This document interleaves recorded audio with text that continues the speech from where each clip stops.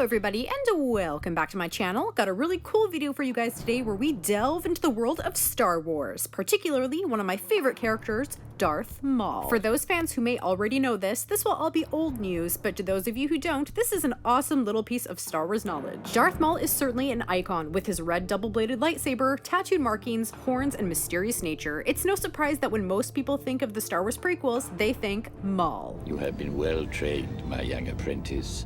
They will be no match for you. He was trained as Darth Sidious's first apprentice to become a deadly skilled Sith Lord who killed Qui-Gon Jinn and ultimately was sliced into two by Obi-Wan.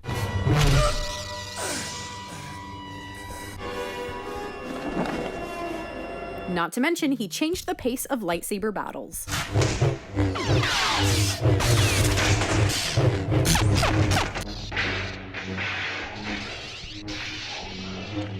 But his story continues on with his strong will to survive and hatred for the Jedi, using the Force to grab onto an air vent as he fell and tumbled into a trash container where he woke up and found himself dumped on a junkyard planet. YouTuber Star Wars Explained does an awesome job going through the complete story of Darth Maul from beginning to end, and I'll leave a link to this video in the description down below, and I highly suggest you give this a check out. But today we're not talking about Darth Maul's journey, but rather his origin and stages of bringing this character to life. Darth Maul was created by world-renowned artist Iain McCaig, who I'm a huge fan of, and has worked on films such as Hook, Harry Potter and the Goblet of Fire, Guardians of the Galaxy, and much more. But one of his most notable works is his involvement with the Star Wars franchise. McCaig was tasked with creating a visually haunting Sith Lord to rival the greatness of Darth Vader, certainly more than just a tall order to fill. McCaig first pictured something along the lines of part skull, part Nazi helmet, which was later scrapped. George Lucas then told McCaig, "Draw your worst nightmare." McCaig sat alone drawing on a rainy night, and he pictured a lifeless face pressed up against his window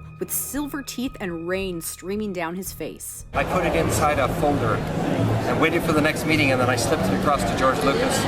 George opened it and went, "Oh my God!" Handed it back to me and said, "Give me your second worst nightmare." Well, that was easy. My second worst nightmare is clowns. Apparently this first concept was too frightening for a movie, so he had to tone it down to his second nightmare: clowns. McCaig then grabbed some people to model for him and laid patterns over their faces with circuit boards and ink blobs. George Lucas liked this idea, and McCaig's imagination ran free. McCaig said that if you were to strip the flesh off your face, the muscles would form a Darth Maulish pattern, and Maul's tattoos are actually a balance of both horror and beauty. When thinking deeper into the character about what might make someone into a Sith Lord, he concluded that pain would be a fine meditation. In his drawings, he had Maul bind his head with razor wire interspersed with black feathers, a ritualistic device used to center his dark side. But the feathers eventually became horns after looking at the silhouette. And we ended up ultimately with the Maul we know and love today, certainly an unforgettable icon in the Star Wars franchise. So how do you guys feel about the original concept design for Darth Maul? Leave your opinion in the comments down below if you think this first design was far too frightening for the public, or if you prefer the design of Darth Maul as we know him today. So please remember to like, comment, and subscribe. I come with new videos every Wednesday and Saturday, unless if I get invited for Chinese food. So thank you guys so much for watching, and stay legendary.